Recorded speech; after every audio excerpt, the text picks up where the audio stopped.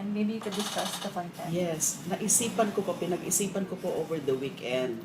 Nagagawin ko po yon. As you know, nakatakda na po yung Senate inquiry on the 22nd and on the 23rd. Now, ang nakakita ko kasi, lalo na sa social media, pilit nila that they're trying to paint me as an enemy of the president, especially in so far as this campaign, this intensified drive against criminality and drugs are concerned. Yung pinapasensyahan ko lang lahat yan, no? Yung mga nasa social media. In fact, I don't read anymore those, so as not to ruin my day. But I know na, but of course, some of my staff are monitoring all this, and they would give me a general report kung ano nga ang mga kabalbalan na naman ng mga lumalabas sa social media. And I feel so outraged that I'm persistently being tagged or labeled as a drug lord, cuddler, or protector. And nabanggit ko yan sa privilege speech ko, na merong ilan-ilan na sa mga tao po ng Pangulo, na parang ganun din ang kanilang kaisipan tungkol sa akin. So, I'm not sure what is in the mind also of the President. I'm not sure kung naniniwala siya o hindi dyan sa mga naririnig na yan, sa mga kinakalat nila. I really want to make it a record that I am not an enemy of the President, especially in so far as these issues are concerned. We may disagree, especially with respect to human rights issues. It's just so happened that the hottest issues of the times, of the current time, pertains to human rights, which are closest. These issues are closest to my heart. The issues about EJKs, the issue about death penalty, and then the issue of the burial of the past of the dictator in the libingan ng mga bayani. These are human rights, grave human rights issues that as a former CHR chair and as a human rights advocate and defender, I have very strong feelings about.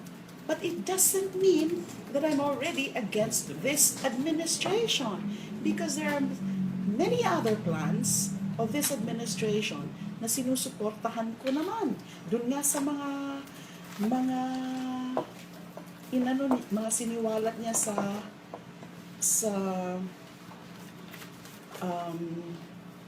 SONA, sa mga plano na mga siniwalat niya sa SONA. I have already here a long list Yung mga sinusuportahan na mga sinusuportahan ko. Examples lang: reforms in the criminal justice system, including measures to expedite disposition of cases. Of course, campaign against illegal drugs, peace talks with the communists and Muslim rebels, anti-illegal mining, anti-illegal logging. Illegal mining, I just filed a bill prohibiting black sand mining. Kasi nung nasa DOJ ako, talagang I supervised several raid operations on mga black sand mining. Anti-human trafficking, full support for the implementation of RH law and the Magna Carta for women, the measures to ease doing business, the anti-red tape, free internet in public buildings and common facilities, witness protection and whistleblowers. Matagal na namin palagi yan sinusulong to strengthen the witness protection program and whistleblowers bill. Bank secrecy law amendments. I also filed a bill, taking out from the coverage of bank secrecy public officials, government officials, FOI of course, and then increased spending on infrastructure projects for facility and better mobility of goods and services. The emergency powers bill, sabi ko, pinag-aaralan ko po ng gusto yan. Kapag wala akong makitang klarado na constitutional impediment, I will be supporting that emergency powers bill sa traffic crisis natin. Right? So, simply because umaangal po ako dun sa mga issues na yan, EJKs, death penalty, ganyan na ang mga ginagawa nila sa akin. Sustained, persistent, endless, vicious attacks in the social media. May pasensya pa rin ako hanggang ngayon, but because yung Senate inquiry na yan, napakahalaga po niyan para malaman ang katotohanan dyan. Ano ba talaga yan? Ilan na ba talaga ang napapatay? Kasi iba-iba rin ang mga figures. You have your own list, the Inquirer kill list. Other media outfits have different figures. PNP has different figures. And then, lalo na sa usapin ng vigilante killings, who are they doing that? Who are the perpetrators of these vigilante killings? There are several theories. Pero mukhang based so far sa yung mga witnesses na nakakausap ko na po ng mga posible na mga mag-testify sa Senate inquiry. Nakakumbinsi na ako ng ilan-ilan sa kanila. Mahirap pong mag-kumbinsi ng mga witnesses na yan. Pero siniswerte naman po, may ilan-ilan na ho kaming nakumbinsi na yung malalaman natin dyan sa Senate inquiry na yan, especially through the testimony of these witnesses, kung bakit laganap ang drogas sa mga komunidad, sa mga localities. I don't want to be disclosing first details of the accounts of these witnesses, but in a nutshell, as an overview, kaya po ako nagpadala ng ganitong open message to the President that I hope subaybayan niya po yung hearing na yan para makita rin yung angulo. Kasi ang hindi rin kasi sa maganda is may ilan-ilan ako makasamahan sa Senado, ang mga sinasabi nila, hindi ba premature pa yan? Hindi ba makakasama yan dyan sa kampanya na yan? Dahil nga you are practically indicting already the PNP, etc. Gusto ko lang naman makatulong, masiwalat ang katotohanan. Sino ang mga posibleng may pakana, sino yung mga pumapatay na yan, at ano ang kanilang mga posibleng agenda. I'm not saying lahat na, I'm not making any sweeping allegation here. I'm not in a position to do that, and I cannot do that, make a sweeping allegation, because in the first place, ilan-ilan lang naman na mga testigo ang pumayag na magtetestigo. But I would say that these are representative samples, examples, doon sa makakasabi sa atin ano ang tunay na nangyayari sa baba. Na I would want to say that they're probably barking at the wrong tree. Na kasi ang target nga, yung mga maliliit na mga pushers and users. But who are they? You are eliminating them. At bakit lumala ang problema ng droga sa kanilang mga komunidad? Gusto ko lang po naman makatulong.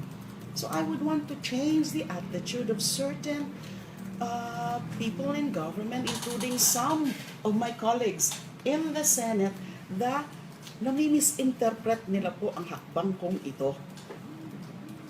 Na gusto ko nga tumulong. The witnesses will be at showing up in the hearings. Yes. Yes. So, I was able to convince already some of them. I've been having marathon sessions with them, trying to, get their confidence, and then narrating to me yung alam nila, at yung mga nasaksihan nila, and all that. But not necessarily to put them in the witness protection program, not yet. We are going to propose that, but they're already... Kasi their lives should be in Yes, jeopardy. yes, that's right. That's one of the reasons kung bakit.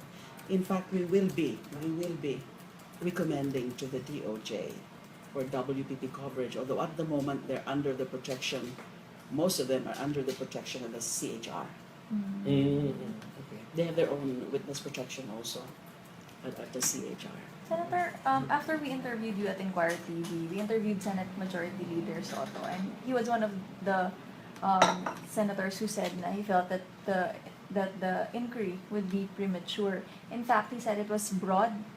So, That broad. argument about being premature, I simply cannot understand that.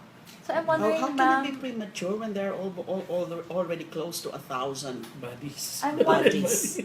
I'm wondering, ma'am, what would be the focus of your first 2 days of the investigation? The focus would be the accounts, the eyewitnesses' accounts, the accounts of our witnesses.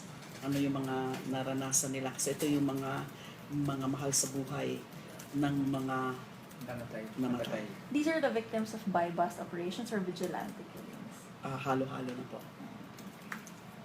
Kasi two categories nga of killings ang iniimbestigahan natin. Itong EJ case na to, itong summary killings na to, dalawa.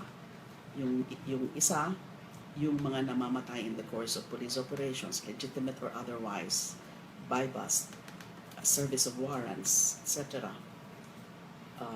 That's one. The second category, yung mga victims of possible vigilantism because faceless, nameless, yung mga may gawa niyan. Defenseless.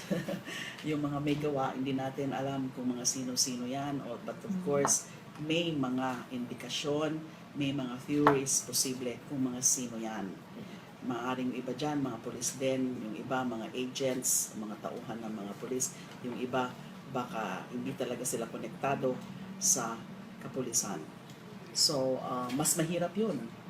Kasi hindi maituturo, wala namang mga witnesses. Pero dun sa mga kaso na meron kami, may witnesses kami, may mga circumstances na they would point out kahit hindi nila mismo, syempre, na nakita yung pagpatay ng kanilang kaanak na umalis o pinatawag ng kung sino, ayaw ko muna mag-ano ng detalye, pero hindi na bumalik.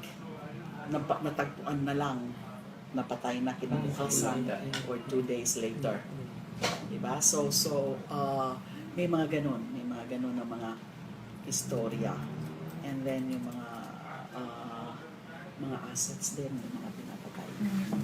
Will you be inviting representatives from the PNP? Yes. Magkaharap ba sila? From law ng enforcement. witnesses? Starting today, I have already directed the committee secretary to release the notices today and tomorrow. We are sending notices or invitations kasi pag ganyan na inquiry, invitations muna yan. Later na lang sa PINA kapag hindi mag-appear. So invitations to the PNP, Director General, to the head of the Internal Affairs Service, even to the DILG Secretary, and then the NBI Director, the PIDEA head. So yun ang mga nasa government because we will first ask them to render a report on these killings. How many ang reported sa kanila at yung mga investigasyon, yung resulta ng investigasyon, if any. Yun ang pinakaano nila dyan. And I want them to listen to the accounts of our witnesses. And then, so aside from the witness, and then of course, the CHR, we will be inviting them, specifically the chair, Chito Gascon, and representatives of certain NGOs. Wala pa kami sa listahan sa international human rights organizations. Hindi ko pa pinapago yun, but local human rights organizations to get their insights and their comments